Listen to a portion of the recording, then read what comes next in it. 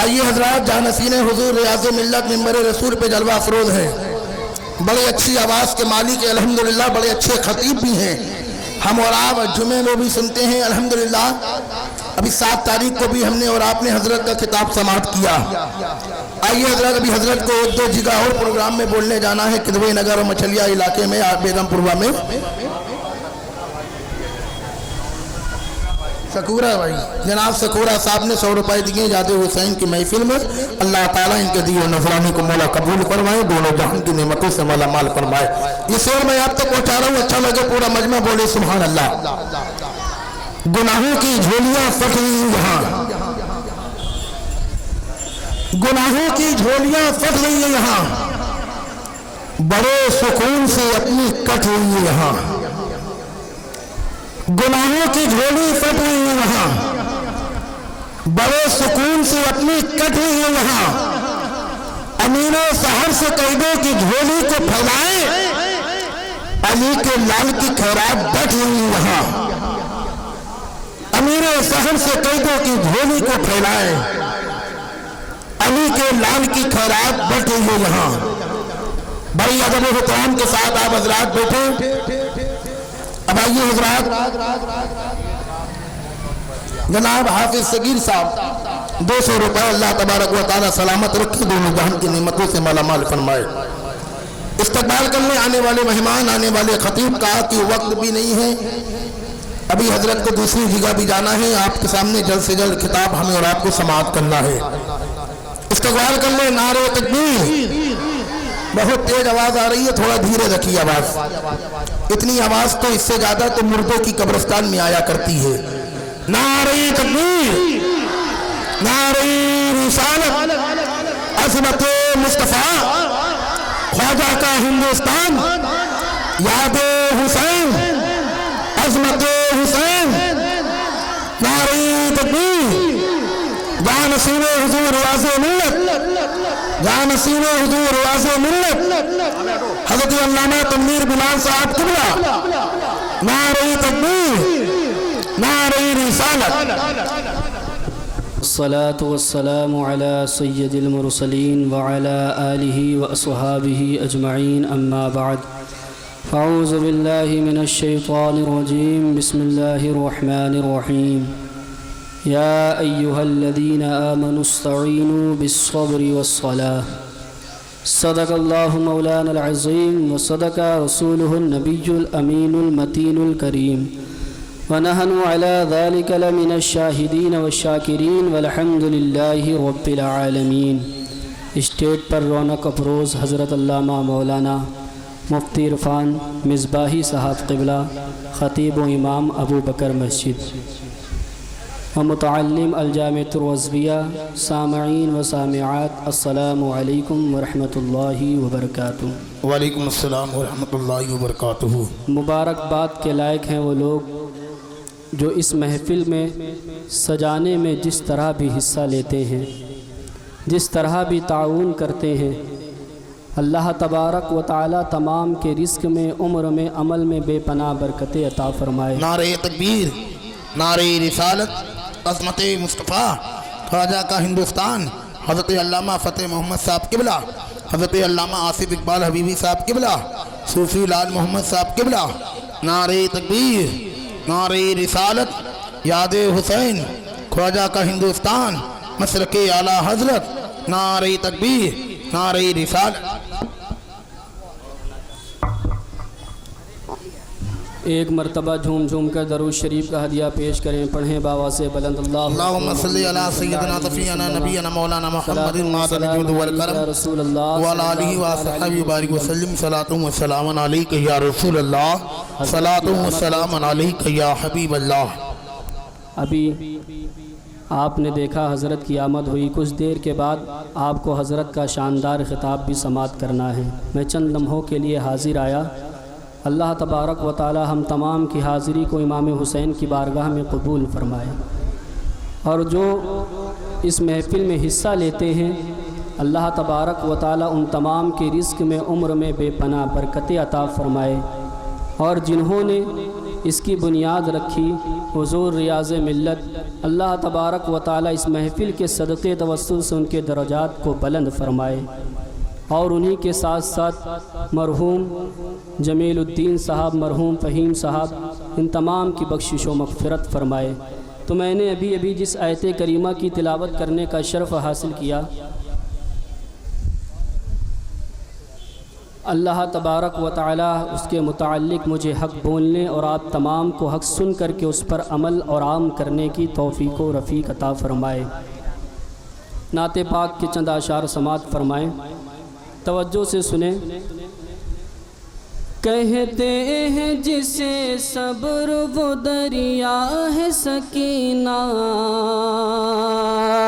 کہتے ہیں جسے صبر وہ دریا ہے سکینہ، کہتے ہیں جسے صبر وہ دریا ہے سکینہ، کہتے ہیں جسے صبر وہ دریا ہے سکینہ، کہتے ہیں جسے صبر وہ دریا ہے سکینہ، کہتے ہیں جسے صبر وہ دریا ہے سکینہ، مولا علی کے گھر کا اجالا ہے سکینہ، مولا علی کے گھر کا اجالا ہے سکینہ، مولا علی کے گھر کا اجالا ہے سکینہ، مولا علی کے گھر کا اجالا ہے سکینہ۔ عباس کو پانی کے لیے بھیج رہی ہو، عباس کو پانی کے لیے بھیج رہی ہو، عباس کو پانی کے لیے بھیج رہی ہو، عباس کو پانی کے لیے بھیج رہی ہو، کیا نہر منگانے کا ارادہ ہے سکینہ، کیا نہر منگانے کا ارادہ ہے سکینہ۔ ابھی میں نے جس آیت کریمہ کی تلاوت کرنے کا شرف حاصل کیا، اللہ تبارک و تعالی اس کے متعلق مجھے حق بولنے اور آپ تمام کو حق سن کر کے اس پر عمل اور عام کرنے کی توفیق و رفیق عطا فرمائے۔ امام حسین کی شخصیت ایسی عظیم شخصیت ہے کہ جس کو بیان نہیں کیا جا سکتا۔ جتنے بھی نفوس گزرے، اگر ان نفوس کا تذکرہ کرنے کا موقع ہمیں اور آپ کو نہ ملے، جتنی بھی عظیم شخصیتیں گزری ہیں ان کا تعارف پیش کرنے کا موقع ہمیں اور آپ کو نہ ملے، مثال کے طور پر اگر کوئی آپ سے یہ پوچھ لے کہ مذہب اسلام میں کتنی عظیم ہستیاں ہیں، تو اب مذہب اسلام میں ایک دو ہستیاں تو ہیں نہیں، بلکہ لاکھوں کروڑوں عظیم المرتبت ہستیاں ہیں، تو ان کا آپ تعارف کس طرح سے پیش کریں گے؟ آپ حضرت نوح علیہ السلام کی 1000 سالہ زندگی کو کیسے بیان کریں گے؟ آپ نوح علیہ السلام کی 1000 سالہ زندگی کو کیسے پیش کریں گے؟ آپ یوسف علیہ السلام کا کنویں میں گرنا، پھر اس کے بعد 20 سال کی قید بامشقت، اس کو کس طرح سے بیان کریں گے؟ ہر انسان کے پاس تو یہ طاقت و قوت ہوتی نہیں، تو آپ ایوب علیہ السلام کی ساری زندگی کو کیسے بیان کریں گے؟ آپ داؤد علیہ السلام کی زندگی کو کیسے پیش کریں گے؟ آپ سلیمان علیہ السلام کی زندگی کو کیسے پیش کریں گے؟ آپ مولائے حسین کی زندگی کو کیسے بیان کریں گے؟ آپ اللہ کے رسول صلی اللہ تعالی علیہ وسلم کی زندگی کو کیسے بیان کریں گے؟ آپ صدیق اکبر کی زندگی کو کیسے بیان کریں گے؟ آپ حضرت عمر فاروق اعظم کی زندگی کو کیسے بیان کریں گے؟ عثمان غنی کی زندگی کو کیسے بیان کریں گے؟ مولائے کائنات کی زندگی کو کیسے بیان کریں گے؟ ان تمام لوگوں کا تعارف پیش کرنے کا نہ ہمارے پاس موقع ہے، نہ لوگوں کے پاس سننے کا موقع ہے، تو ہم اسلام کی ایک عظیم شخصیت جس کو مولا حسین کہتے ہیں اسے پیش کر دیں گے، اور اور کہیں گے آدم علیہ السلام کی زندگی کو دیکھنا ہے تو انہیں دیکھو، نوح علیہ السلام کی زندگی کو دیکھنا ہے تو انہیں دیکھو، ایوب علیہ السلام کے صبر کو دیکھنا ہے تو انہیں دیکھو، داؤد علیہ السلام کے انصاف کو دیکھنا ہے تو انہیں دیکھو، سلیمان علیہ السلام کی سلطنت کو دیکھنا ہے تو انہیں دیکھو، صدیق اکبر کی صداقت کو دیکھنا ہے تو انہیں دیکھو، عمر فاروق اعظم کی عدالت کو دیکھنا ہے تو انہیں دیکھو، عثمان غنی کی سخاوت کو دیکھنا ہے تو انہیں دیکھو، مولا کائنات کی شجاعت کو دیکھنا ہے تو انہیں دیکھو، سارا حسن جہاں سمٹ آتا ہے وہ تنہا مولا حسین کی ذات ہے۔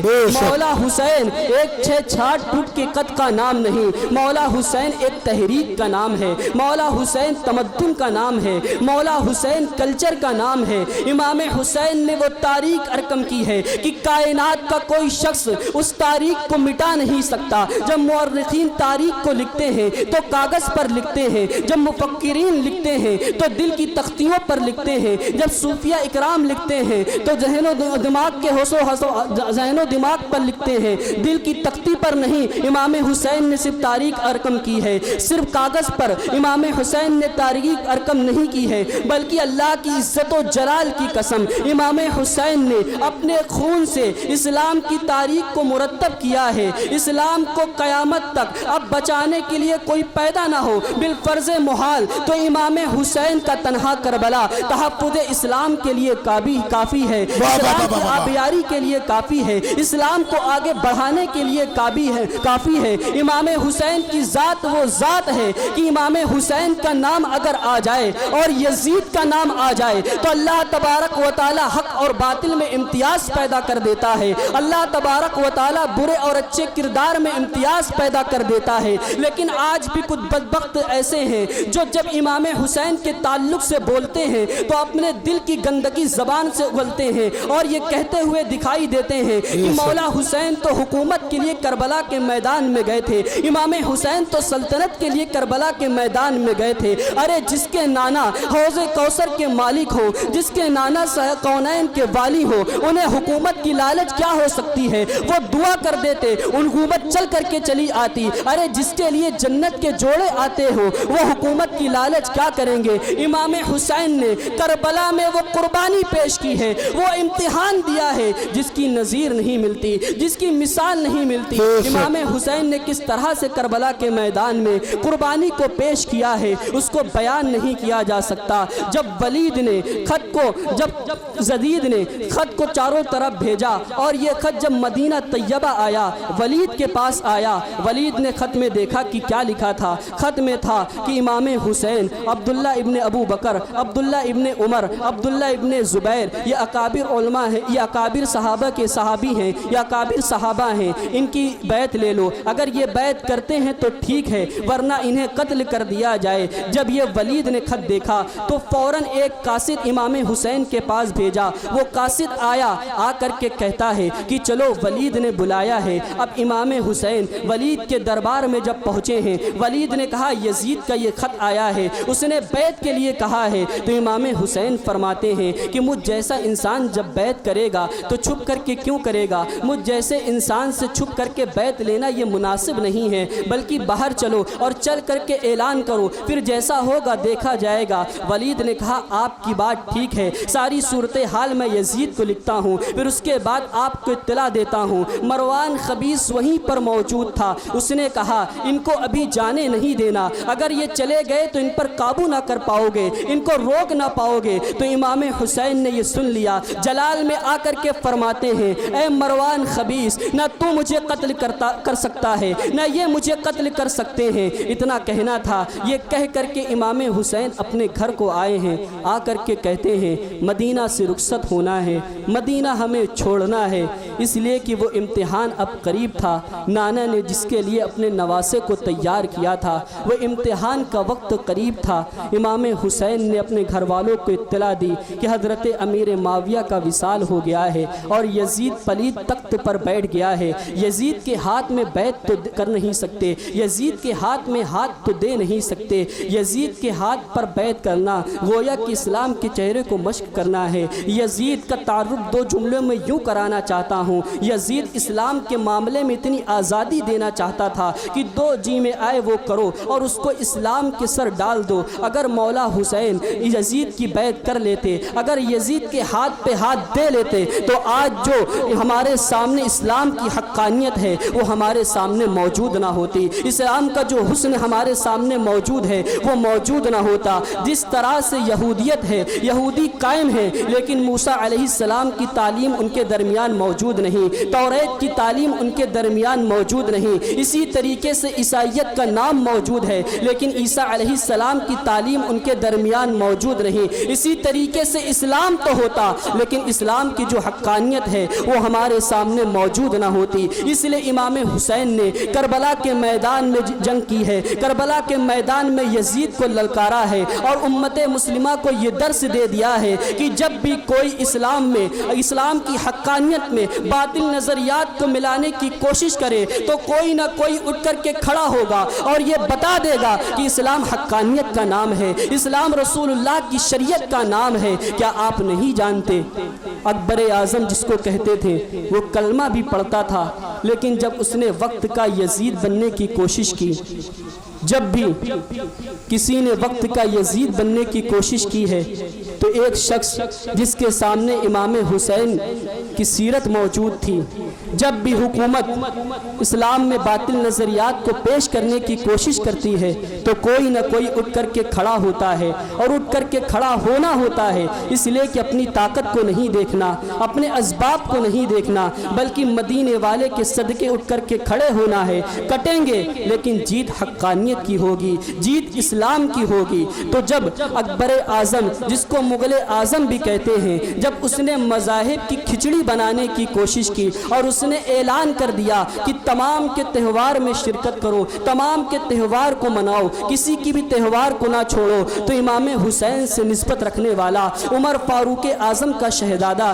جس کو شیخ احمد سرہندی کہتے ہیں، جس کو مجدد الفسانی کہتے ہیں، وہ اٹھ کر کے کھڑے ہوئے۔ زمانہ یہ کہہ رہا تھا کہ یہ حکومت سے کیا ٹکرا سکتے ہیں، لوگوں نے دیکھا کہ ان کو اٹھا کر کے جیل میں ڈال دیا گیا، لیکن وقت یہ بتا رہا ہے، تاریخ یہ بتا رہی ہے کہ اسلام کا اکبر کا باطل نظریہ دم توڑ گیا، اکبر کا باطل نظریہ دم توڑتا ہوا نظر آیا اور مجدد الفسانی کی حق کی آواز آج بھی دنیا میں گونج رہی ہے اور اس طرح سے گونج رہی ہے کہ پورے میں پھیلتی ہوئی نظر آ رہی ہے۔ تو یہ امام حسین کی زندگی ہے۔ اگر امام حسین یزید سے جنگ نہ کرتے، اس کے کردار سے جنگ نہ کرتے تو مجدد الفسانی کو کون ابھارتا، شاہ عبد العزیز کو کون ابھارتا، 14ویں صدی میں امام عشق و محبت فاضل بریلوی کو کون ابھارتا۔ اب امام عشق و محبت فاضل بریلوی تو آنے والے نہیں ہیں لیکن ان کے اسلام کو، جو انہوں نے اسلام کا پیغام لوگوں کو دیا ہے، اس کو کون بڑھائے گا؟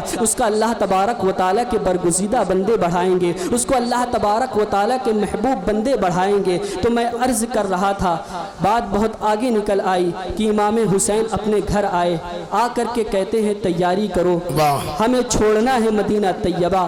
اب گھر میں ایک کوہرام سا برپا ہو گیا، گھر میں ایک کوہرام برپا ہے۔ میں ان سے پوچھنا چاہتا ہوں کہ جو عمرے کے لیے تشریف لے گئے ہیں، جو حج کے لیے تشریف لے گئے ہیں، کہ جب مدینہ طیبہ جاتے ہیں اور رخصتی کا وقت قریب ہوتا ہے تو دل میں کتنی تڑپ ہوتی ہے، دل میں کتنی کشک ہوتی ہے۔ حالانکہ آ رہے ہیں اپنے گھر کو، گھر میں آنے کے بعد انسان کو خوشی ہوتی ہے لیکن جب مدینہ طیبہ سے کوئی لوٹتا ہے تو دل میں بڑی تڑپ ہوتی ہے۔ اور امام عشق و محبت اسی طرف تو اشارہ فرماتے ہیں، مدینے کے خطے خدا تجھ کو رکھے، مدینے کے خطے خدا تجھ کو رکھے، غریب و فقیروں کو ٹھہرانے والے، اور برستا نہیں دیکھ کر برستا نہیں دیکھ کر ابر رحمت بدوں پر بھی برسا دے، برسانے بدوں پر بھی برسا دے، برسانے والے۔ نعرہ تکبیر، نعرہ رسالت، عظمت مصطفیٰ کلام اعلیٰ حضرت جان حسین حضور ریاض ملت حضرت علامہ تنویر بلال صاحب قبلہ نعرہ تکبیر نعرہ رسالت سبحان اللہ سبحان اللہ۔ یہ عاشقوں کا مزاج ہوا کرتا ہے، لیکن جن کے دل نفرتوں کے لیے خاص کر دیے گئے ہیں انہیں کیا پتہ مدینہ چھوڑ کر کے آنے کی تڑپ کیا ہوتی ہے۔ مدینے میں رہنا یہ امام حسین کی پسند تھی، اور کربلا میں جا کر کے اسلام کو تحفظ دینا یہ نانا جان کی پسند تھی۔ اور جب اپنی اور محبوب کی پسند ٹکرا جائے تو عاشقوں کا یہ مزاج ہوا کرتا ہے کہ اپنی پسند کو سائیڈ میں رکھ دیتا ہے اور محبوب کی پسند کو اپنا لیا کرتا ہے۔ آج ہماری پسند ہے داڑھی مڈا کر کے اسمارٹ بننا، محبوب کی پسند ہے داڑھی رکھ کر کے اسمارٹ بننا۔ اگر عاشق ہو تو محبوب کی پسند کو اختیار کر لو۔ مولا حسین گھر آئے، آ کر کے کہتے ہیں ہمیں مدینہ چھوڑنا ہے۔ اب گھر میں ایک کوہرام سا برپا ہے، کوئی اپنے دوپٹے سے اپنے آنسو کو پوچھ رہا ہے، کوئی اپنے امامے کے شملے سے اپنے آنسو کو پوچھ رہا ہے، لیکن کوئی یہ امام حسین سے نہیں کہتا کہ ہمیں مدینہ چھوڑ کے نہیں جانا، اس لیے کہ سب کو پتا ہے نانا جان نے جس کے لیے اپنے نواسے کو تیار کیا ہے وہ وقت قریب آ چکا ہے۔ کوئی کہنے کو تیار نہیں ہے کہ ہمیں مدینہ طیبہ نہیں چھوڑنا، ہمیں مدینہ طیبہ چھوڑ کر کے نہیں جانا، کوئی کہنے کو تیار نہیں ہے۔ اب ایسے عالم میں رات کی سیاہ زلفیں اہل مدینہ پر بکھرنے رکھتی ہے۔ رات کی جب تاریکی چھائی تو اہل مدینہ نے اپنے مصلوں کو نکال لیا، نکالنے کے بعد اللہ تبارک و تعالیٰ کی عبادت و ریاضت میں لگ جاتے ہیں، اور عبادت کرتے کرتے جب مدینہ کے لوگ تھک گئے، رات کا آخری پہر آیا، مدینہ طیبہ کے لوگ سو چکے ہیں، تمام کے چراغ بجھ چکے ہیں، تمام کے گھر کے دروازے بند ہیں، لیکن ایک گھر ایسا ہے جہاں ابھی بھی چراغ چل رہا ہے، جہاں دروازہ ابھی بھی کھلا ہوا ہے۔ اسی گھر کو بنو ہاشم کا گھر کہتے ہیں، اسی گھر کو نبی کا خان وادہ کہتے ہیں۔ اسی گھر کے دروازے سے ایک 56 سال کا جوان جس کی عمر تقریباً 56 سال کی ہے، اس عمر میں بھی ان کے داڑھی مبارک کا بال کالا ہے، اس عمر میں بھی ان کے داڑھی مبارک کا بال کالا ہے۔ وہ نوجوان جب اپنے دروازے سے اپنے قدم کو باہر نکالتے ہیں گویا کہ ایسا لگتا ہے کہ سیاہ رات میں چاند کو کسی نے زمین پر اتار دیا ہو، ستارے کو کسی نے زمین پر اتار دیا ہو، اور وہ اپنے چہرے کی روشنی میں بوجھل قدموں کے ساتھ غموں سے نڈال جنت البقیع کی طرف تشریف لے جاتے ہیں۔ بعض مورخین نے پہلے در رسول کا ذکر کیا ہے، بعض نے پہلے جنت البقیع کا ذکر کیا ہے۔ جنت البقیع کی طرف تشریف لے جاتے ہیں، اور جانے کے بعد سب سے پہلے کیا دیکھتے ہیں کہ ان کی پیاری پیاری امی جان سیدہ فاطمہ الزہرا کی قبر انور ہے۔ اپنی ماں کی قبر انور سے لپٹتے ہیں۔ وہ امام حسین جو صبر و رضا کے پیکر تھے، جب اپنی ماں کی قبر انور کو دیکھا ہے تو گویا کہ امام حسین کو اپنا بچپنا یاد آیا ہوگا، بچپنے کی وہ شب یاد آئی ہوگی۔ کون سی شب؟ 3 رمضان المبارک کی شب، اور کون ماں؟ سیدہ فاطمہ الزہرا، جن کے لیے اللہ کے رسول فرماتے ہیں فاطمہ تجھ پہ میرے ماں باپ قربان ہو، پھر ایک مقام پر فرماتے ہیں فاطمہ تو میرے جگر کا ٹکڑا ہے۔ وہ امام حسین کی ماں ہے، امام حسین کی ماں۔ 3 رمضان المبارک کا دن ہے، اور امام حسین کو گویا کہ وہی اپنے بچپنے کی رات یاد آ رہی ہوگی کہ جب آپ کی والدہ ماجدہ کھانے میں اجلت کرتی ہیں، جلدی جلدی آٹا گوندتی ہیں اور کھانا پکانا شروع کر دیتی ہیں۔ مولائے کائنات تشریف لائے ہیں، اور آنے کے بعد سیدہ فاطمہ کو جلدی کرتے دیکھا تو فرماتے ہیں اے فاطمہ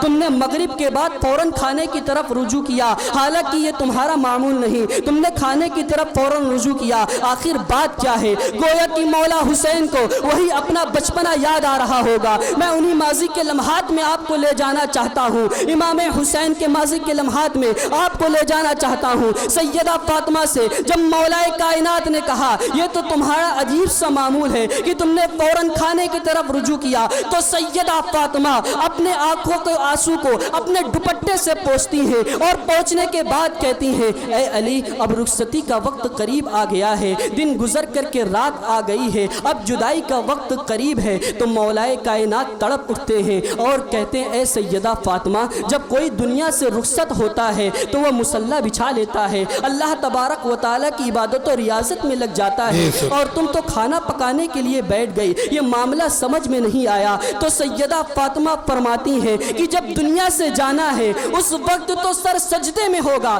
لیکن کھانا اس وقت اس لیے بنا رہی ہوں کہ کربلا کے میدان میں مجھے اپنے بیٹے حسین کی بھوک یاد آتی ہے۔ آج میں اپنے ہاتھ سے اپنے بیٹے حسن کو کھانا کھلاؤں گی، اپنے بیٹے حسین کو کھانا کھلاؤں گی، اپنی بیٹی سیدہ زینب کو کھانا کھلاؤں گی، اس لیے کہ جب کربلا کے میدان میں میرا بیٹا 3 دن کا بھوکا ہوگا تو ماں کے ہاتھوں کے کھانے کی لذت اس کے بھوک کو مٹا دے گی، اور وہ باطل کے سامنے بہادری کے ساتھ لڑتا ہوا دکھائی دے گا، وہ یزیدیوں کے سامنے بہادری کے ساتھ لڑتا ہوا نظر آئے گا۔ امام حسین کو مایا گویا کی ماضی کے لمحات یاد آ رہے ہوں گے۔ سیدہ فاطمہ نے پھر مولائے کائنات کے ہاتھ کو پکڑا ہے، پکڑنے کے بعد کہتی ہیں اے علی میں آپ کو چند وصیت کرنا چاہتی ہوں۔ تو امام مولائے کائنات فرماتے ہیں آخر کیا بات ہے، کہو فاطمہ۔ تو فرماتی ہیں یہ بتائیں کیا میں نے آپ کا کبھی دل دکھایا ہے؟ تو مولائے کائنات فرماتے ہیں فاطمہ یہ کیسی بات کر رہی ہو، تم نے تو میری خوشی کا بڑا خیال رکھا ہے۔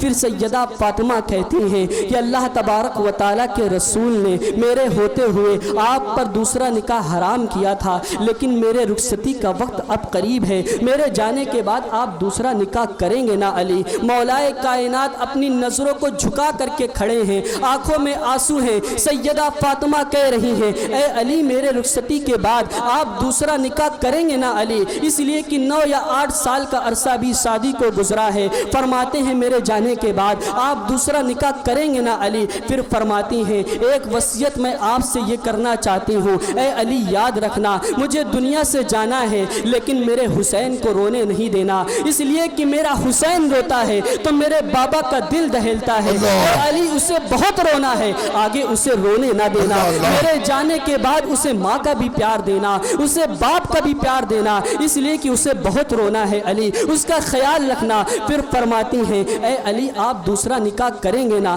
نظروں کو جھکا کر کے مولائے کائنات کھڑے ہیں، فرماتی ہیں ہاں ہاں آپ دوسرا نکاح کریں گے، لیکن جب آپ دوسرا نکاح کریں تو کسی بہادر خاندان کی بہادر عورت سے نکاح کرنا، اس لیے کہ جب ماں بہادر ہوتی ہے تو اولاد بھی بہادر ہوا کرتی ہے، اور جب کربلا کے میدان میں نہ رہوں گی، آپ نہ رہیں گے، حسن نہ رہیں گے، تو اس بہادر ماں کی بہادر اولاد کربلا کے میدان میں حسین کے کام آئے گی۔ پھر سیدہ فاطمہ الزہرا نے اپنے تینوں لگتے جگر کو لیا ہے، اور لینے کے بعد اپنے دست مبارک سے اپنے لگتے جگر کو کھانا کھلاتی ہیں، اور کھلانے کے بعد یہ عرض کرتی ہیں اے بیٹو جاؤ نانا جان کی قبر انور پر جاؤ اور جا کر کے انہیں سلام پیش کرنا، اس لیے کہ سیدہ فاطمہ جانتی تھی کہ اب رخصتی کا وقت قریب ہے، بیٹے میری روح نکلتا دیکھیں گے تو برداشت نہ کر سکیں گے۔ فرماتی ہیں جاؤ نانا جان کی قبر انور پر جانا اور جا کر کے سلام پیش کرنا۔ ادھر دینوں شہزادے نانا جان کی قبر پہ جاتے ہیں، ادھر سیدہ فاطمہ مصلی پر جاتی ہیں، لیکن جیسے ہی امام حسن، امام حسین اور سیدہ زینب نانا جان کی قبر انور پر پہنچی ہیں اور پہنچنے کے بعد سلام پیش کرتی ہیں تو کیا دیکھتے ہیں، رونے کی آواز قبر انور سے آ رہی ہے۔ فوراً دوڑتے دوڑتے اپنی ماں کے پاس تشریف لاتے ہیں۔ ماں نے جب شہزادوں کو دیکھا تو دیکھنے کے بعد فرمایا اتنی جلدی سلام پیش کر کے آ گئے ہو، اتنی جلدی آ گئے ہو؟ تو بیٹے کہتے ہیں ماں کیا کریں، وہاں جاتے ہیں تو نانا جان یہاں بھیجتے ہیں، یہاں آؤ تو آپ وہاں بھیجتے ہیں۔ تو سیدہ فاطمہ کہتی ہیں آخر بات کیا ہے، آج کی ماجرا کیا ہے؟ تو امام حسن فرماتے ہیں کہ جب ہم قبر انور پر پہنچے ہیں اور پہنچنے کے بعد سلام پیش کیا ہے تو قبر انور سے رونے کی آواز آ رہی تھی، میں سمجھ گیا کہ ماں کی رخصتی کا وقت قریب آ گیا ہے۔ اتنا سننا تھا، سیدہ فاطمہ نے اپنے لگتے جگر کو اپنے کلیجے سے لگایا ہے، گویا کہ امام حسین کو وہی منظر یاد آ رہا ہوگا۔ امام حسین اپنے امی جان کی قبر انور سے لپٹے ہیں اور نہ جانے کن کن مناظر میں ڈوب گئے ہیں۔ یہ تو ایک یتیم بیٹا ہی جانتا ہے کہ جب کسی مصیبت میں وہ اپنی ماں کی قبر پر جاتا ہے تو اسے ماں کی شفقتیں کتنی یاد آتی ہیں، اور وہ بھی ماں سیدہ فاطمہ الزہرا ہو، اپنی ماں کے قبر انور سے لپٹے ہیں اور لپٹنے کے بعد کہتے ہیں ماں میں تیرا وہی حسین ہوں جس کو تو نے دنیا سے جاتے جاتے بھی کھانا کھلایا ہے، تو میں تیرا وہی حسین ہوں جس کو تو نے دنیا سے جاتے جاتے اپنے سینے سے لگایا ہے۔ ماں میں تیرا وہی حسین ہوں جس سے تو بڑا پیار فرماتی تھی۔ اب تیرا بیٹا حسین مہم پر جا رہا ہے، جب کسی کی اولاد کسی مہم پر جاتی ہے اور ماں اس کے لیے دعا کر دے تو وہ کبھی ناکامیاب نہیں ہوتا۔ ماں میں بھی مہم پر جا رہا ہوں، میرے لیے صبر اور اجر کی دعا کر دے، شفقت والا ہاتھ میرے سر پر رکھ دے۔ ماں میرے لیے دعا کر دے کہ جب میں علی اکبر کو شہید ہوتا دیکھوں تو وہویلا نہ کروں۔ ماں میرے لیے دعا کر دے کہ جب میں ننھے علی اصغر کو شہید ہوتا دیکھوں تو میرے پیر میں تزلزل نہ آئے، میرے پیر میں لغزش نہ آئے۔ ماں میرے لیے دعا کر دے، ماں کچھ تو کہہ دے تاکہ آپ کا حسین یہاں سے سکون و اطمینان کے ساتھ چلا جائے۔ پھر بہت ساری باتیں ہوئی، میں اس طرف نہیں جاتا اس لیے کہ وقت کی قلت دامنگیر ہے۔ امام حسین اپنی ماں کے قبر انور سے لپٹے ہیں، نہ جانے پھر کیا کیا باتیں ہوئی ہیں۔ قبر انور پر زلزلے آنے لگے ہیں، گویا کہ سیدہ فاطمہ اپنے حسین کی داستان غم سن کر کے لرز گئی ہوں، اور پھر نہ جانے کیا کیا بات ہوئی۔ امام حسین اپنی ماں کی پایتی چومتے ہیں اور سلام پیش کرتے ہیں، پھر امام حسن کی مزار پر آتے ہیں اور آ کر کے کہتے ہیں بھیا میرے سلام کو قبول کرے اور میرے لیے صبر اور اجر کی دعا کرے۔ اس کے بعد اپنے ماموں کی قبر انور پر آتے ہیں اور آ کر کے عرض کرتے ہیں کہ نانا نے آپ کو مجھ پر قربان کر دیا تھا، میرے لیے صبر اور اجر کی دعا کرے، آج میں بھی دین کے تحفظ کے لیے جا رہا ہوں۔ اس کے بعد آپ در رسول پر آتے ہیں اور در رسول پر آنے کے بعد مزار سے لپٹ جاتے ہیں، وہی کاندھے پر اٹھانا، وہی سجدوں کو طویل کرنا، وہی زلفوں سے کھیلنا، وہی سینے مبارک پر سوار کرنا۔ گویا کہ یہ مناظر امام حسین کو یاد آ رہے ہوں گے۔ امام حسین اپنے نانا کی جان کی قبر انور سے لپٹ کر کے کہتے ہیں نانا جان آپ کے مدینے کو کون چھوڑنا چاہتا ہے؟ یہ وہی مدینہ تو ہے جہاں لوگ آئے تو ان کی مصیبتیں دور ہو جاتی ہیں، جہاں لوگ آئے تو ان کی مشکلیں دور ہو جاتی ہیں۔ نانا جان آپ کے مدینے کو کون چھوڑنا چاہتا ہے؟ شاعر اسی طرف تو اشارہ کرتے ہیں، چھوڑ فکر دنیا کی چل مدینے چلتے ہیں، چھوڑ فکر دنیا کی چل مدینے چلتے ہیں، مصطفیٰ غلاموں کی قسمت بدلتے ہیں۔ نعرے تکبیر، نعرے رسالت، عظمت حسین، نواز رسول، خاندان رسول، خاندان رسول، جانشین حضور یاس ملت، نعرہ تکبیر، نعرہ رسالت۔ سبحان اللہ سبحان اللہ، بہت اچھا۔ امام حسین اپنی نانا جان کی قبر انور پر لپٹے ہیں اور کہتے ہیں نانا جان آپ کے مدینے کو کون چھوڑنا چاہتا تھا، لیکن دین پر بن آئی ہے، اسلام پر بن آئی ہے، اب آپ کا مدینہ چھوٹتا ہے۔ نانا جان اب آپ کے مدینے سے جانا ہے، میرا سلام قبول کر لیں، میرے لیے صبر اور اجر کی دعا کریں۔ نانا جان میرے لیے صبر اور اجر کی دعا کریں کہ جب میں جوان علی اکبر کو شہید ہوتا دیکھوں تو وہویلا نہ کروں۔ نانا جان اس وقت میرے لیے صبر اور اجر کی دعا کریں جب میری بیٹیوں کی چادر کھینچی جا رہی ہو۔ نانا جان اس وقت میرے لیے صبر اور اجر کی دعا کریں جب عباس کے بازو کٹ کر کے میری کمر ٹوٹ رہی ہو، اس وقت میرے لیے صبر اور اجر کی دعا کریں۔ نانا جان آپ کا مدینہ میں کبھی نہیں چھوڑتا، لیکن اسلام پر بن آئی ہے، یہ وہی گلیاں تو ہیں جہاں آپ مجھے انگلی پڑھ کر کے چلنا سکھاتے تھے، یہ وہی انگلیاں تو ہیں، یہ وہی گلیاں تو ہے جہاں آپ مجھے کاندھے پر بیٹھا کر کے گھمایا کرتے تھے۔ نانا جان اب آپ کا مدینہ چھوٹتا ہے، روایتوں میں آتا ہے آپ کے آنسو قبر انور سے لگ رہے تھے، ایسے میں آپ کی آنکھ لگ جاتی ہے۔ نبی اکرم صلی اللہ تعالی علیہ وسلم کا خواب میں دیدار ہوتا ہے، اللہ کے رسول نے آپ کو سینے سے لگایا اور لگانے کے بعد فرماتے ہیں بیٹا حسین کربلا کے میدان میں تو اکیلے نہ ہوگا، میں بھی تیرے امتحان کو دیکھنے کے لیے آؤں گا، مولا علی بھی تیرے امتحان کو دیکھنے کے لیے آئیں گے، تیری माँ फातिमा भी होंगी, तेरे भैया हसन भी होंगे, हम तेरा इम्तिहान देखने के लिए आएंगे। मैं अपने अल्फाज का जामा अल्लाह के रसूल सल्लल्लाहु अलैहि वसल्लम के अल्फाज को क्या पहना सकता हूँ, ये तो सिर्फ समझने और समझाने के लिए जज्बात की अक्कासी कर रहा हूँ। फिर इमाम हुसैन अपने नाना जान की कब्र अनवर पर सलाम पेश करते हैं। हज़रत अबू बकर सिद्दीक और उमर फारूक आज़म की कब्र अनवर पर सलाम पेश करते हैं और हसरत भरी निगाह से देखते हुए वहाँ से पलटते हैं और कहते हैं, मदीना अब मुझसे छूटता है, ऐ मदीने की दरो दीवार मैं जाता हूँ, अब मेरा दोबारा वापस आना नहीं होगा।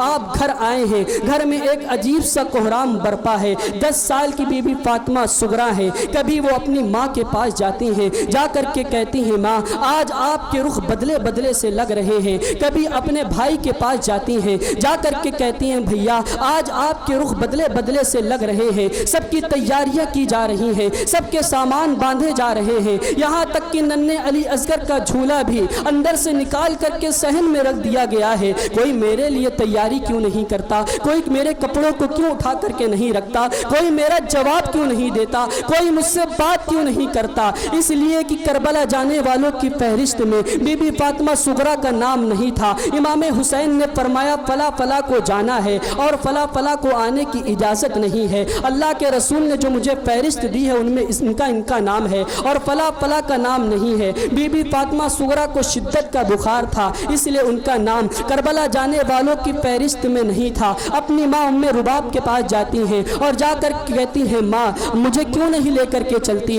मेरे लिए कोई तैयारी क्यों नहीं करता। तो उम्मे रुबाब अली अकबर से कहती हैं, जाओ अपने बहन को जा करके दिलासा दो, अपनी बहन को जा करके दिलासा दो। अली अकबर अब अपनी बहन सैयदा फातिमा के पास आते हैं और आकर के शफकत वाला हाथ सर पर रखते हैं। तो बीबी सैयदा फातिमा उनके हाथ को पकड़ लेती हैं और पकड़ने के बाद कहती हैं कि भैया आप मुझे क्यों नहीं लेकर के चलते, मेरी तैयारी क्यों नहीं करते, सबकी तैयारी तो हो चुकी है, आप मुझे क्यों नहीं ले जाते। तो अल्लाह अकबर, अली अकबर फरमाते हैं कि बाबा का हुक्म नहीं है, तुम बीमार हो, तुम ठीक हो जाना, मुझे खत लिखना, मैं आऊँगा और आकर के तुम्हें ले करके जाऊँगा। तो कहती हैं, भैया आप कहाँ जा रहे हैं, मुझे मंजिल तो बता दें। तो अली अकबर फरमाते हैं, अल्लाह के रसूल सल्लल्लाहु ताला अलैहि वसल्लम के नवासे इमाम हुसैन ने, बाबा जान ने मंजिल नहीं बताई है, बस बताया है कि हमें जाना है। हमारी कोई मंजिल नहीं है कि हमें कहाँ जाना है, हमारी कोई मंजिल नहीं है। तो सैयदा बीबी फातिमा सुगरा कहती हैं, भैया आप जाते हैं तो मेरा दिल बेचैन होता है, मेरा दिल बेकरार होता है। मुझे तो बड़ी उम्मीदें थी, मुझे तो बड़ी हसरत थी कि मैं हम शबीह मुस्तफ़ा की शादी होते हुए देखूंगी। ए भैया आप जाते हैं, मेरा दिल बड़ा बेचैन और बेकरार होता है। इमाम हुसैन इस मंजर को देख रहे थे और छुप छुप करके अपने आंखों से आंसू को पोंछ रहे थे। इमाम हुसैन के पास जब बीबी फातिमा सुगरा पहुंची हैं तो इमाम हुसैन अपने आप को रोक ना सके और अल्लाह तबारक व तआला की बारगाह में फरियाद करते हैं, मौला अभी से मेरा इम्तिहान शुरू हो गया। सैयदा बीबी फातिमा सुगरा अपने बाबा का हाथ पकड़ करके कहती हैं, भैया बाबा जान आप मुझे क्यों नहीं लेकर के जाते, सबकी तैयारी तो आपने कर ली है, आपने कभी मेरी बात को टाला नहीं है, हमेशा मेरी बात को सुना है, आप मुझे भी लेकर के चले, आपको मैं तंग नहीं करूंगी। आप तो जानते हैं कि अली असगर मेरे हाथ में मेरे गोद में आने को कितना पसंद करता है, आप तो जानते हैं मैं आपको परेशान न करूंगी। जब अली असगर रोएंगे तो मैं उसको चुप कराऊंगी, उनका झूला झुलाऊंगी। और बाबा जान अगर सवारी कम होने की बुनियाद पर आप मुझे लेकर के नहीं चलते तो मुझे बता दें, मैं आपकी सवारी के पीछे दौड़ते दौड़ते भागते भागते चलूंगी और बाबा जब मैं भागूंगी तो मेरे बुखार की शिद्दत भी कम हो जाएगी। तो इमाम हुसैन फरमाते हैं, बेटी तुम ठीक हो जाओ, मैं वादा करता हूँ अली अकबर को भेज करके तुम्हें बुला लूँगा। तो फरमाती हैं, बाबा जान मैं बिल्कुल ठीक हूँ, मैं आपको दिखाऊँ। अब सैयदा बीबी फातिमा सुगरा का ताकत लगाती हैं और उठ करके खड़े होने की कोशिश करती हैं, लेकिन जैसे ही अपने कदम को आगे बढ़ाया है गिर जाती हैं। बुखार ने शिकस्त दी है, बीबी सैयदा फातिमा सुगरा को बुखार ने शिकस्त दी है। इमाम हुसैन फरमाते हैं, बेटी तुम चलने की ताब नहीं रखती, तुम आराम करो, जब तुम ठीक हो जाओगी तो हम तुम्हें बुला लेंगे। तो आखिरी मर्तबा अपने बाबा का हाथ पकड़ करके कहती हैं कि बाबा जान आप जा रहे हैं, मुझे ऐसा لگتا ہے کہ آپ دوبارہ لوٹ کر کے واپس نہ آئیں گے، علی اکبر میرا واپس نہ آئے گا، علی اصغر میرا واپس نہ آئے گا، آپ جا رہے ہیں نا، مجھے ایسا لگتا ہے کہ آپ واپس نہ لوٹیں گے، آخری مرتبہ مجھے سینے سے لگا لے، آخری مرتبہ مجھے سینے سے چپٹا لے اور مجھے پیار کر لے۔ سیدہ زینب کے پاس جاتی ہیں، جا کر کے کہتی ہیں کہ بھیا تو آپ کی بات بڑی مانتے ہیں، امام حسین تو آپ کی بات بڑی مانتے ہیں، میرے لیے دعا کر دے، میرے لیے کہہ دے کہ وہ مجھے بھی لے کر کے چلے۔ امام حسین فرماتے ہیں بیٹی ہماری زحمت نہ بڑھاؤ، ہمیں پریشان نہ کرو، ہمیں جانے دو، ہم تمہیں بلا لیں گے جب تم ٹھیک ہو جاؤ گی۔ اب وقت فجر میں بھی کچھ وقت باقی ہے، یہ تمام تیاری ہو چکی ہے، قافلہ رخصت ہونے والا ہے مدینہ طیبہ سے۔ آج مدینہ طیبہ کے در و دیوار رو رہے ہیں، مدینے کے ذرے ذرے رو رہے ہیں۔ آج سے 60 سال پہلے وہ دن تھا جب اللہ کے رسول مدینہ طیبہ میں تشریف لائے تھے تو عورتیں چھتوں پر چڑھ کر کے استقبال کرتی تھی، اور آج کا وہ دن ہے کہ یہ امام حسین اپنا مدینہ چھوڑ کر کے نعیم کے تحفظ کے لیے مدینہ چھوڑ رہے ہیں، یہ نواسے رسول مدینہ چھوڑ رہے ہیں۔ تمام سواریاں تیار ہو گئی ہیں، سواری تیار ہونے کے بعد سوار سواریوں پر بیٹھ گئے ہیں۔ وہ خاتون جن کے دوپٹے کو چاند اور سورج نے نہیں دیکھا تھا، وہ اپنے دوپٹے سے اپنے آنسو کو پوچھتی ہیں اور پلٹ پلٹ کر کے مدینہ طیبہ کو دیکھ رہی ہیں، پلٹ پلٹ کر کے مدینہ طیبہ کو دیکھتی ہیں۔ ایسے عالم میں یہ قافلہ مدینہ طیبہ سے رخصت ہوتا ہے۔ اے لوگو، اگر احساس کر سکتے ہو تو اس قربانی کا احساس کرو، اگر اس دین کا احساس کر سکتے ہو جو ہمارے گھروں تک آیا ہے، اس کے پیچھے کتنی قربانیاں ہیں تو اس کا احساس کرو۔ جس دین کو آج ہم نے پیٹھ کے پیچھے ڈال رکھا ہے، جس کی آج ہمیں قدر و قیمت نہیں پتا، اس لیے کہ ہم نے کوئی قربانی دین کے لیے پیش نہیں کی۔ اگر ہم نے منا علی اصغر دین کے لیے قربان کیا ہوتا تو دین کی اہمیت ہمیں پتا ہوتی، اگر ہم نے جوان علی اکبر دین کے لیے قربان کیا ہوتا تو ہمیں دین کی اہمیت پتا ہوتی، اگر ہم نے اپنی بیٹی کے اوٹ پیاس کے وجہ سے سوکھتے ہوئے دیکھے ہوتے تو ہمیں دین کی قیمت معلوم ہوتی، اگر ہم نے اپنے جوان بیٹے کے لاشے پر گھوڑے دوڑتے ہوئے دیکھے ہوتے تو ہمیں دین کی قیمت معلوم ہوتی۔